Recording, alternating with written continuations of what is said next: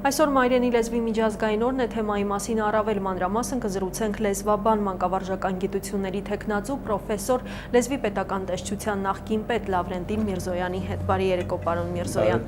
Պարոն Միրզոյան, մեր լեզուն որ բնագավառներում է ամենաշատը խախտվում։ Միջև ձեր հարցին պատասխանելը նշեմ, որ վերջի ժամանակաշրջանում լեզվի նկատմամբ վերաբերմունքը բավական փոխվել է։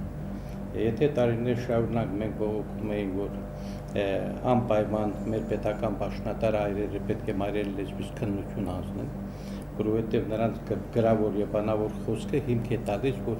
խորությամբ չէ տիրապետում մայրենի։ Եվ պետք է ասեմ, որ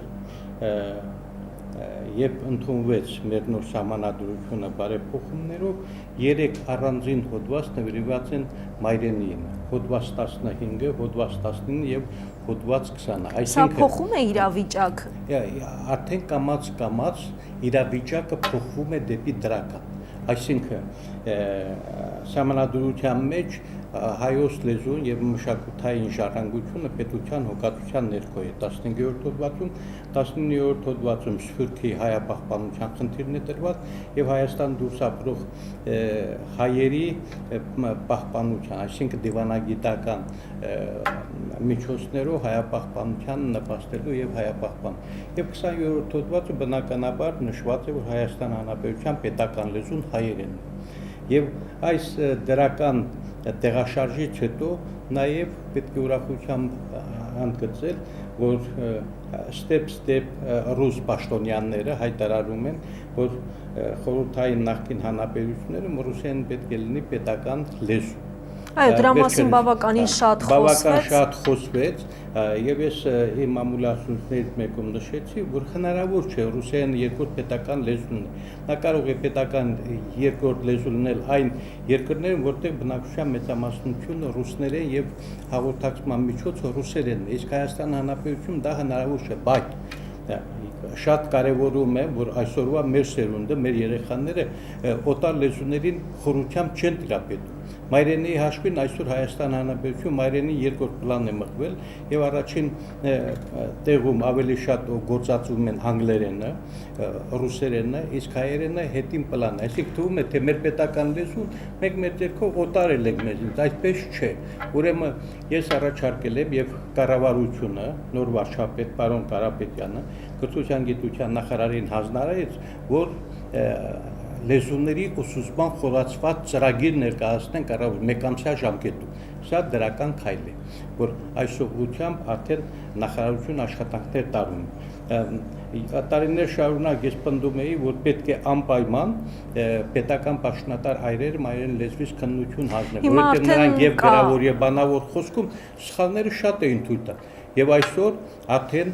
օրենսդրության մեջ ընտրական օրենսգրքի 80-րդ հոդվածի 3-րդ ենթակետում հստակ կա դրույթ, որ Հայաստան Հանրապետության ազգային ժողովի падգամավորի թեկնածուն, եթե իր վկայականում, ատեստատում եւ դիպլոմում հայոց լեզու առարկայի դիմաց չունի գնահատական, նա պետք է անպայման հանձնի հայոց լեզու։ Այս ոլորտը սա դրականն է, որ դրական տեղաշարժ կա եւ այսօր արդեն պետք է նաեւ մտահոգությունների մասին խոսենք, որովհետեւ ձեր ասած հարցը առաջերտի վերաբերում է եթերի լեզվին, ձեր հարցը վերաբերում է հանրակրթության ոլորտին, բարձրագույն ուսումնական հաստատություններում մայրենի լեզվի դրվածքներին, ընդունելության քննություններին, դա վերաբերում է գրահրատարակչության ամբողջ ոլորտին, թե մենք ինչ խայտառակ խմբագրված լեզվաոճական սխալներով գրքեր ենք հրատարակում, խոսքը վերաբերում է դասագրքերին, դասագրքի լեզվին, որը որ Պարոն Միրզոյան, տեսեք, նշեցիք մի քանի բնագավառներ, որտեղ մեր լեզուն ամենաշատն է խախտված, իսկ հնարավոր է որոշակի վերահսկողություն սահմանել, որպեսզի ձեր նշածի նման այդպես վատ խմբագրված գրքեր լույս չտեսնեն, հեռուստաեթերից հնչի մաքուր հայերեն, ինչպես կարելի է այդ ամենի դեմ պատրաստվել եւ միջոցներ ձեռնարկել։ Դրանց դեմ կարելի է պայքարել օրենսդրությամբ։ Եթե հեռահաղորդակցության մասին օրենքում հստակ գրված է, որ եթերի լեզուն հայերենն է, ուրեմն բոլոր լրատվամիջոցները պարտավոր են օրենքի այդ դրույթը կատարել։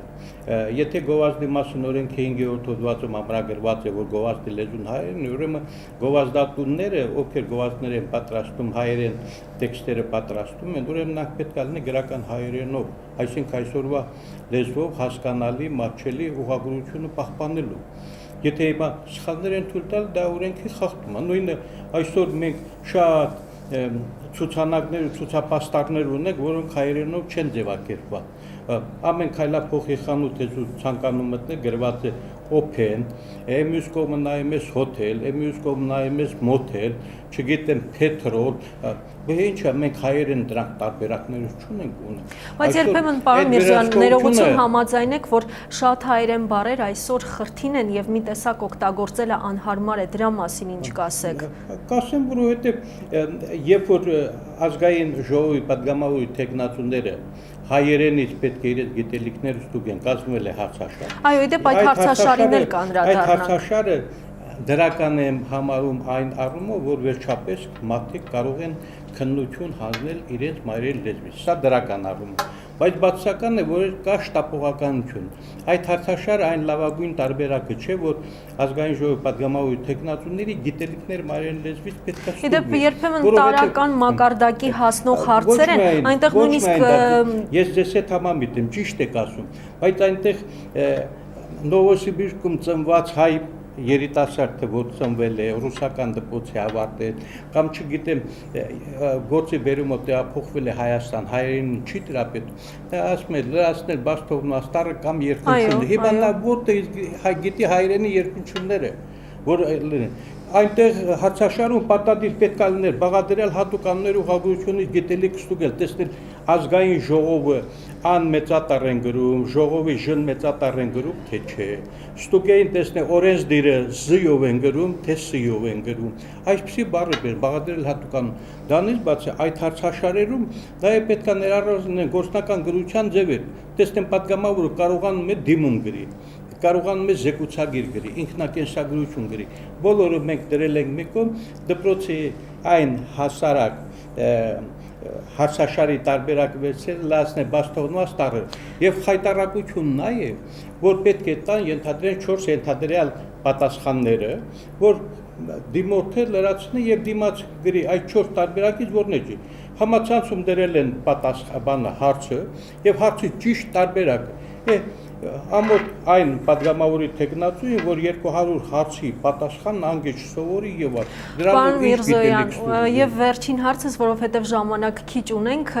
այսօր այն խոսքը, որը հնչում է ազգային ժողովից ձեզ որպես մասնագետի գոհացնում է եւ կառանձնացնեք այն քաղաքական գործիչներին, ովքեր շատ լավ եւ ովքեր շատ վատ են հայերենին տիրապետում։ Մենք ժամանակին ուրեմն վերահսկում էինք, երբ որ ես ինքս լեզվի պետական դեպշան պետն էի, մենք վերահսկում էինք ազգային ժողովի падգամավորների խոսքը։ Երբ որ սխալներ էինք արձանագրում, պատրաստում էինք ամփոփագրեր կամ հորդորակներ, ուղարկում ենք ազգային ժողով եւ ազգային ժողովի падգամավորները բոլոր այդ ամփոփագրերը, հորդորակները վերցնում էին, նայում, տեսնել ինչ սխալներ են լեզվի տեսության կողմից արձանագրվել։ Սովորում էին, որպեսզի հաջորդ նիստերի ժամանակ այդ բառերը ճիշտ տեղում օգտագործել։ Այսօր նաև երբ որ հարցաշարերում կա նաև տրված են օտար բառերը հայերեն համարժեքները։ Փոխանակ այն հիմնական համարժեք բառերը ընտրեն։ Հիմա դնեն հարցաշարի մեջ չեն դրել։ Տրված է ֆունկցիա բառի հայերեն համարժեքը։ Դիմացը ճիշտ պատասխանը գրված է գործառույթ։ Բայց մեկը չի հասնում, ախր ֆունկցիա բառը նաև հայերեն է։ Երբ որ վերաբերում է մաթեմատիկային, երկրաչափությանը, եռանկյունաչափությունը, նրանք կոչվում են ֆունկցիա, մաթեմատիկական ֆունկցիա, ոնց կլինի մաթեմատիկական գործառույթ։ Եվ ասում է, չէ,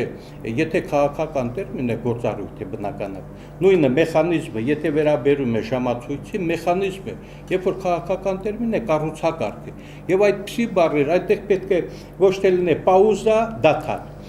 այլ նրա փոխարեն պետք է լինի մենթալիտետ, հայերեն մտածելակերպ, image, կերպար, monitoring,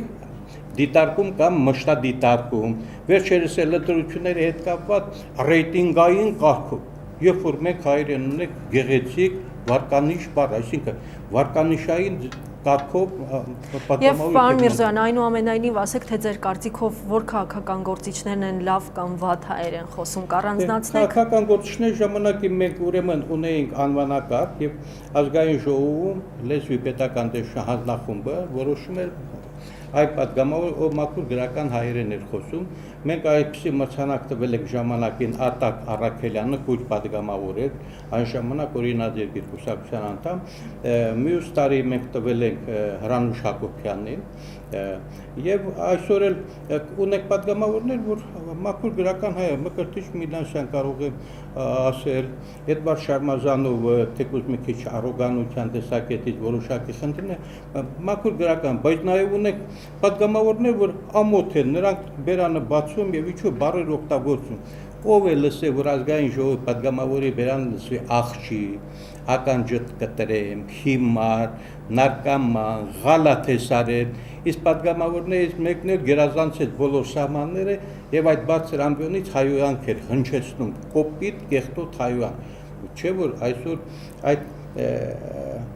բարձր ամբիոնի պատգամավորի խոսքը լսում են նաև մեր երեխաները, մեր դպրոցականները, նրանք ինչ կարող են ազգային ժողովի պատգամավորի սովորել։ Եվ դրանից բացի,